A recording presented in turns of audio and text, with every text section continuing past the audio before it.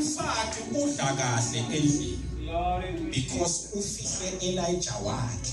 Amen. Bebathi nabamsesha bathi where is Elijah?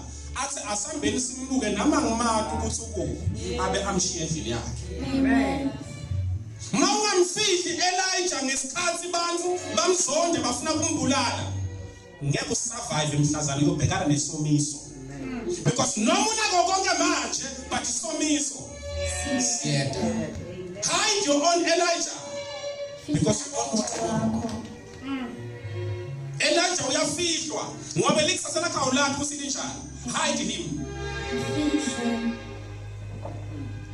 Khona bale bamvako. Some people bayakhala, I don't have this. Anginako lokho. Where is your Elijah? Ukuphi Elijah wakho? Some of you nivena bamfuna nathi hayi. Udlamini lapha endlini lo mvamba nomkhipha lapha endlini.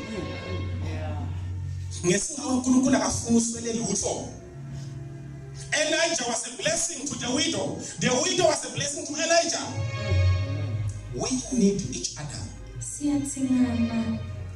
Khona bale bamvako. Amen.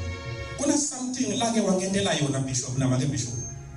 Can we clap hands for them? Bathi nabangendela lento was so shocked. Ngithuke kakhulu. That's the bishop. I'm going to be giving a testimony in the church for the first time. Amen. You know what's in bishop? No. What's bad in your tail? You tell my jail back. Amen. Bishop Lamula, our very own bishop in this church was nyamtela ungaba jail mabisona. Ngathi mina ngani? Wasiphatanga ibhizi la ugcina ngikhola kahle. Usaba abantu lebasindisiwe labaphakathi esontweni. Leso sikhathi ngavuma but bengekho happy.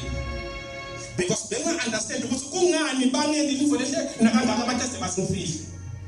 Bebabone something lebengakayiboni lesa sikhathi. Amen. Kuthi mangabaveka phakathi ebandleni ukuthi bangenele 1 na 2 na 3 ngeke nisabathatha.